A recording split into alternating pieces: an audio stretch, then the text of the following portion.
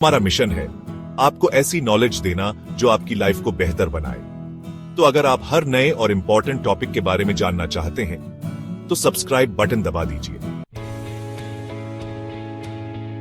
अपने इंडियन किसान बहुत मुश्किल में हैं। उनकी हालत दिन ब दिन बिगड़ती जा रही है। सालों से वो बहुत सारी परेशानियों से जूझ रहे हैं। मौसम की मार, पानी की कमी और कर्ज का बोझ उनके जीवन को और कठिन बना रहा है। ये परेशानियां उनकी रोजी रोटी और जिंदगी के लिए खतरा है। उनके परिवार भी इस संकट से अछूते नहीं है। खेती बाड़ी का संकट सच है।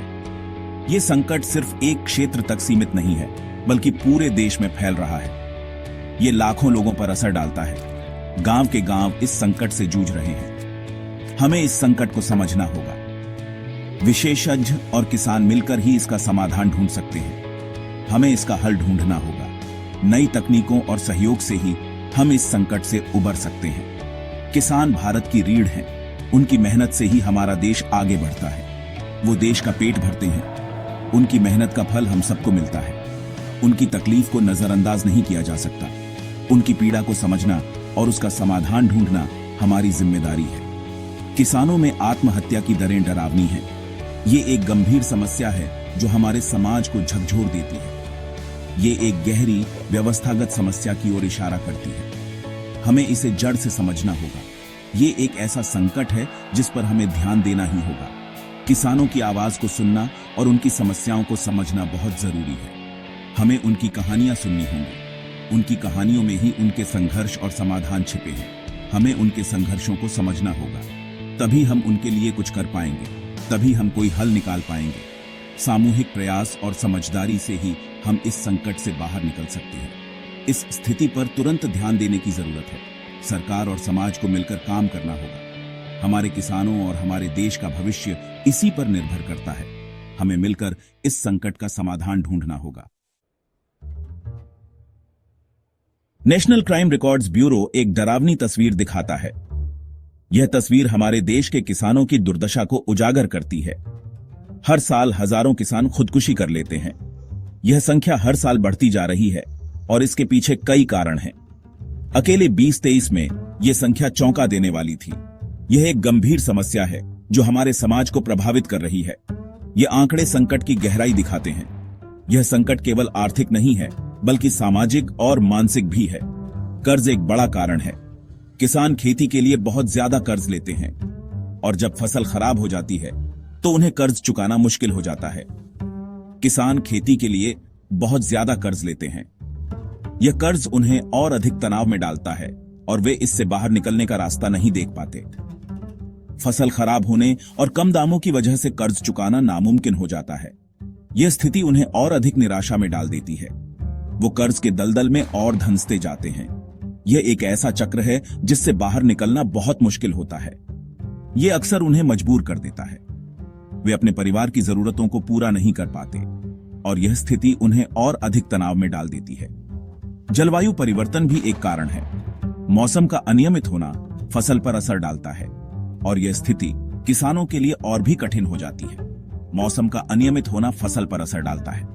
कभी कभी अचानक बारिश होती है और कभी कभी सूखा पड़ता है। सूखा और बाढ़ फसलों को बर्बाद कर देते हैं। यह स्थिति किसानों को और अधिक गरीबी में धकेल देती है। ये किसानों को और गरीबी में धकेल देता है। वे अपनी फसल से होने वाली आमदनी खो देते हैं और यह स्थिति उन्हें और अधिक निराशा में डाल देती है। 2023 में प्याज के दाम गिरने से किसान तबाह हो गए। उन्होंने अपनी पूरी लागत गंवा दी और यह स्थिति उनके लिए बहुत ही कठिन हो गई। उन्होंने अपनी पूरी लागत गंवा दी। यह स्थिति उन्हें और अधिक निराशा में डाल देती है और वे इससे बाहर निकलने का रास्ता नहीं देख पाते। कई लोग खुदकुशी करने पर मजबूर हो गए। यह स्थिति हमारे समाज के लिए बहुत ही चिंताजनक है। मराठवाड़ा जैसे इलाकों में हालात खास तौर पर खराब हैं। यहाँ के किसान सालों से सूखे का सामना कर रहे हैं। सालों से सूखे ने किसानों को अपाहिज बना दिया है। वे अपनी फसल नहीं उगा पा रहे हैं और यह स्थिति उनके लिए बहुत ही कठिन हो गई है। वो जीने के लिए संघर्ष कर रहे हैं। यह स्थिति हमारे समाज के लिए बहुत ही चिंताजनक है और हमें इस पर ध्यान देने की जरूरत है। महाराष्ट्र के एक किसान रमेश जी अपनी कहानी बताते हैं। रमेश जी का जीवन हमेशा से संघर्षपूर्ण रहा है, लेकिन इस बार हालात और भी बदतर हो गए हैं। बेमौसम बारिश ने उनकी पूरी फसल बर्बाद कर दी। खेतों में पानी भर गया और फसलें सड़ गईं, जिससे उनकी मेहनत पर पानी फिर गया। उन्होंने उस सीजन के लिए बहुत कर्ज लिया था। बैंक से लिए गए इस कर्ज को चुकाने की चिंता अब उनके सिर पर मंडरा रही है। इस नुकसान ने उन्हें निराशा में डुबो दिया। उनकी आंखों में अब सिर्फ हताशा और दर्द है। मुझे नहीं पता मैं अपना कर्ज कैसे चुकाऊंगा, वो कहते हैं। उनकी आवाज में दर्द साफ झलकता है। उनके परिवार की जिम्मेदारी भी उन्हीं पर है। हम देश के लिए अनाज उगाने के लिए दिन रात मेहनत करते हैं, फिर भी भूखे हम ही रहते हैं। हमारी मेहनत का फल हमें नहीं मिलता। रमेश जी की कहानी कोई अनोखी नहीं है। ये कहानी हर उस किसान की है जो अपनी जमीन और परिवार के लिए संघर्ष कर रहा है। ये अनगिनत किसानों की दुर्दशा को दर्शाती है। उनकी आवाजें अक्सर अनसुनी रह जाती हैं। बढ़ता कर्ज, फसल का खराब होना और बाजार का उतार चढ़ाव, इन सब का सामना उन्हें करना पड़ता है। हर दिन उनके लिए एक नई चुनौती लेकर आता है। ये उन्हें बहुत ज्यादा भावनात्मक और आर्थिक तनाव में डाल देता है। उनके परिवार की स्थिति भी दिन ब दिन बिगड़ती जा रही है। उनकी कहानियां इस संकट की मानवीय कीमत की कड़वी याद दिलाती हैं। यह समय है कि हम उनकी समस्याओं को समझें और समाधान की दिशा में कदम बढ़ाएं। सरकार ने कई योजनाएं लागू की हैं। पीएम किसान सीधे आय सहायता प्रदान करती है। फसल बीमा का उद्देश्य नुकसान से बचाना है। कर्ज माफी राहत के तौर पर दी जाती है।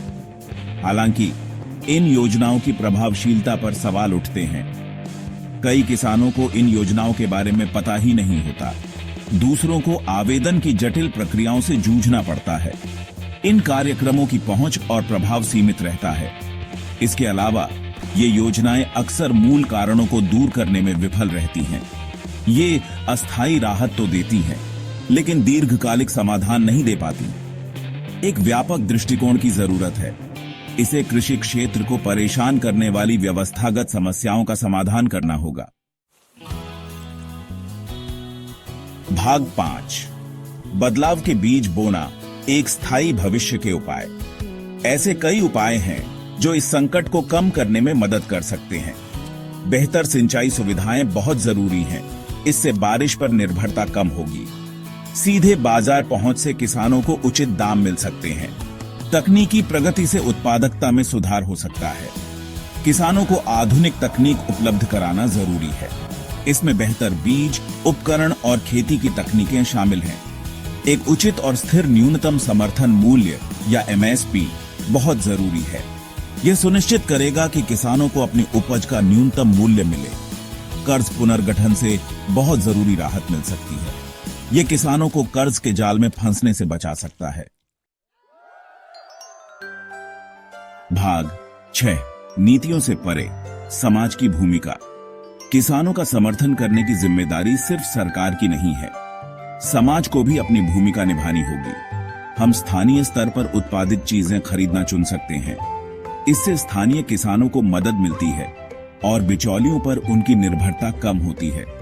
हमें उनके संघर्षों के प्रति संवेदनशील होना चाहिए। कृषि संकट के बारे में जागरूकता फैलाना बहुत जरूरी है। हम किसानों के हित वाली नीतियों की वकालत करने के लिए अपनी आवाज उठा सकते हैं। टिकाऊ खेती के तरीकों का समर्थन करना भी जरूरी है। इसमें जैविक खेती को बढ़ावा देना और पानी का इस्तेमाल कम करना शामिल है। ये तरीके पर्यावरण और कृषि की दीर्घकालिक स्थिरता के लिए फायदेमंद हैं। भाग 7, कार्रवाई का आह्वान।